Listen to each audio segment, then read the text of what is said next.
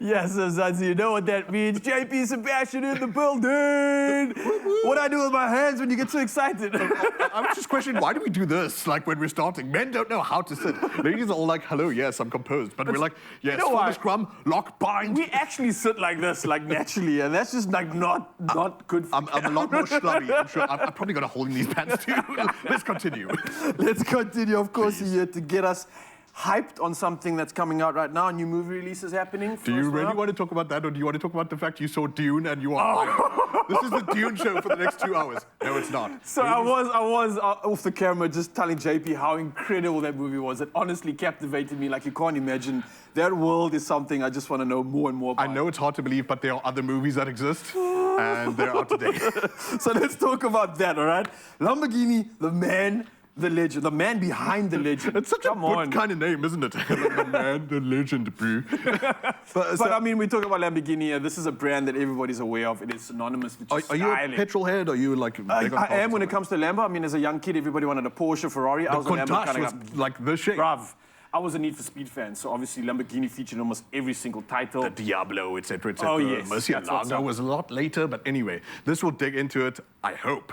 Frank Grillo, he's one of these actors who we sort of all know from everything but nothing at the same time. I think like always there. Yeah. It doesn't make him bad, like he's a specialist for the job, but here he plays obviously Lamborghini, the man. This is a family name. And after we just recently had Ford versus Ferrari, obviously, whatever, these are coming out. The Ferrari movie by Michael Mann coming out too, but sorry. We have to talk about Lamborghini. So it's a biopic is what you got here, and it starts off in Italy post-World War II. Everything's misery, everything's despair, obviously. Yeah. I mean, you were just the bad guys that you just lost.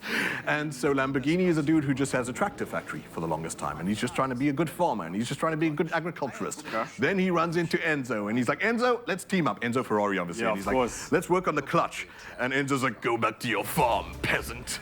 And so that sets off the competition for years to come, I suppose. I don't know the ins and outs of this. Obviously, I do know the designs and all that kind of stuff, but it seems like they must have been at each other's throats, at each other's heads. Yeah, I didn't know the relationship was actually that close, to be honest with you, with regards to the influence of Enzo coming in. Maybe we'll learn more, who knows? I've seen some reviews of like car fans and whatever, a bit bummed that they don't dig into like the research and development of certain shapes. Because like the Countach, for example, is like revolutionary. That's the first fighter jet sort of look for things. Style. So Lamborghini is out today. It's got Mira Sorvino, it's got Gabriel Byrne, and if you're into this sort of thing, maybe it's for you.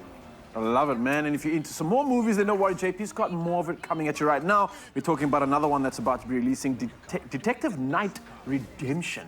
Just add as many words as you like to the title, because it's hard to know. Like, Bruce Willis has been in like 80 movies in the past, like, 2 years. He's been working, this is the sad thing, I suppose, is like we found out only in retrospect. I was mocking the guy. Everyone was mocking the guy because these movies have not been good. But they're all just like kind of Skopskit and Dorner theme, you know? It's just like that action man hero. And then we find out he's got a degenerative mental disorder, aphasia, and that's why he's in these movies. Wait, what? I didn't even know that. Exactly, what?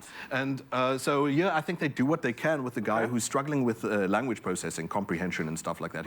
His mental state and his ability to comprehend language and to actually read scripts and recite and rehearse is degrading over time. It's very sad. Well, that changes a lot, man. I think, and I'm going to appreciate a lot of what he's putting out now. You get what I'm saying? Okay. I wish that Hollywood would appreciate the man, though. And like some of the stuff, obviously, it's fun to see some Skopskit and and all that stuff once in a while. But it seems like they've not given him anything more diverse than just that. Anyway, so the story actually looks like it's obviously trying to draw on again, because this is how Bruce Willis just gets used. Yeah. It's used up. Yeah. It's for the Christmas feel of Die Hard. You've got the Christmas bomber in here. And similar, you've got now a character sort of like to Die Hard with a Vengeance and all the previous terrorists, inverted commas, where you learn that in those old Die Hard movies, you think they're ideological, they have a belief system, they have politics that they're into, but they're actually just greedy thieves.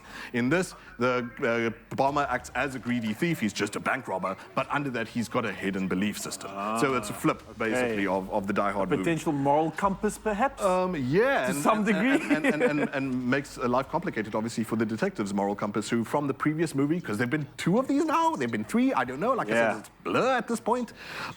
He was in jail after the last movie because he killed 2 perps, and he strikes a deal with the police, who you were seeing there now, to get his job back if they'd help him, if he'd help them with this new terrorist and this new test. I mean, this new task that's facing the city right now. So as you can see from the trailer, man, it's kind of, like I said, it's a bit sad, because you not once do you see Bruce Willis's lips move in this, like maybe one line is delivered in this trailer. Yeah. He gets fed lines over a microphone, and this isn't a bad thing necessarily. You, A, need to either make movies that are now apt for his ability, or B, make movies that are like this, that are respectful still of the talent that he is. And you can make a character that maybe is silent, maybe does things in different ways, but you need a good creative director, and I don't know if this is the creativity that a man like this in the twilight of his career, which he's now saying goodbye to, deserves. Hopefully, I don't know, it's got some good about it. We'll see. But still incredible the fact that he's still entertaining, still doing what he loves, I would imagine. And that to me just takes testament to, I mean, how you can put things together these days. There's many ways to skin the cat, for lack of a better saying. And I love this as something that to me stands testament to exactly that. But JP, it might be a moral quandary, though. You're right. Yeah, but look, thank you so much for bringing these ones through. Obviously, JP's not going anywhere. Another more hype session coming through in just a bit. But for now, Cat standing by with the gents. There's something fun. Let's check it out. It's my feel-good breakfast show.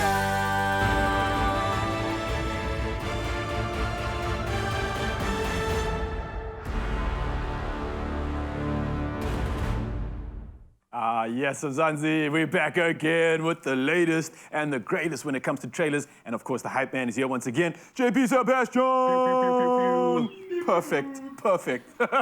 Sorry, I forgot to take the You forgot the man hands. Come on, bro. Come on. All right, listen. We got Tell it to the judge. 2 more movies releasing, of course. The first one, The Good House. Yes. We're going to the bad house. So that's terrible. Sigourney Weaver. Love her dearly. Actually, just saw her in Avatar, which I'm not allowed to speak about. Have you seen Avatar? Maybe, maybe not.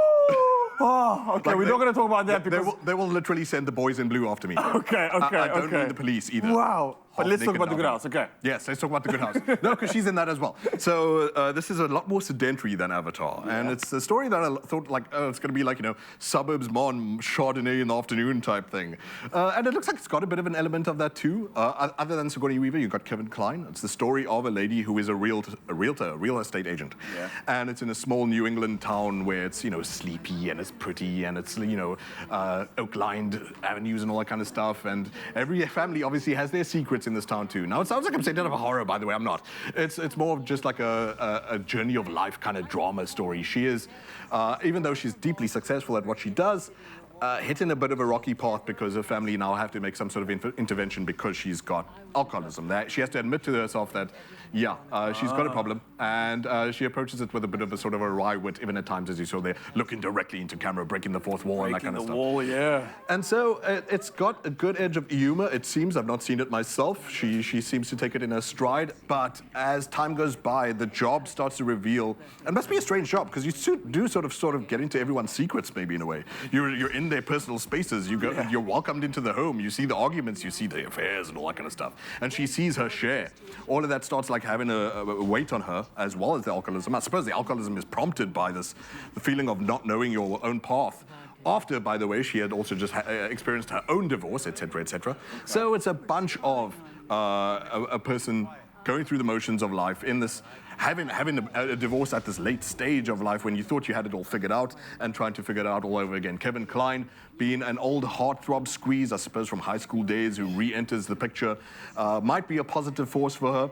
All the while her family is trying to guide her onto a path away from the drink, away from whatever prompts the drink, and the ambition and the cutthroat, however, of the real estate agent-like industry that she's in just seems to drag her deeper and deeper. Who knows? Will she find peace? Will she find love again, even after the divorce?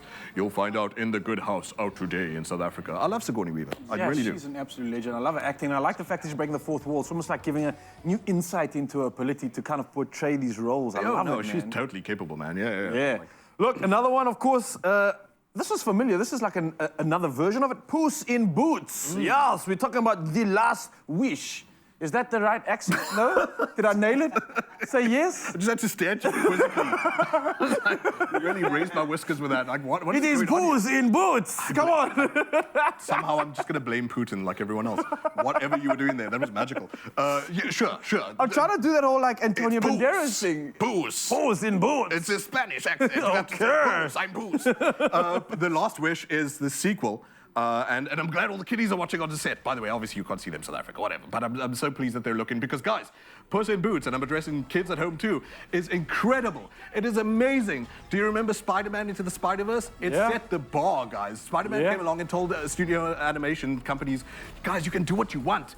play. Animation's about play. Cartoons are about fun, stretch, static, elastic, fluid, all those kinds of mixes. So it's one of the most incredible animations I've seen in years, and I must warn parents, however, though.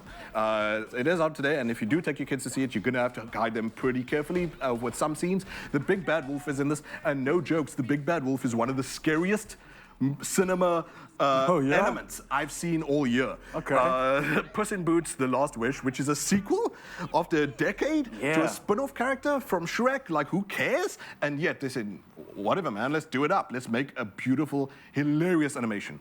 But tell you what, I'm going to review that like in weeks to come.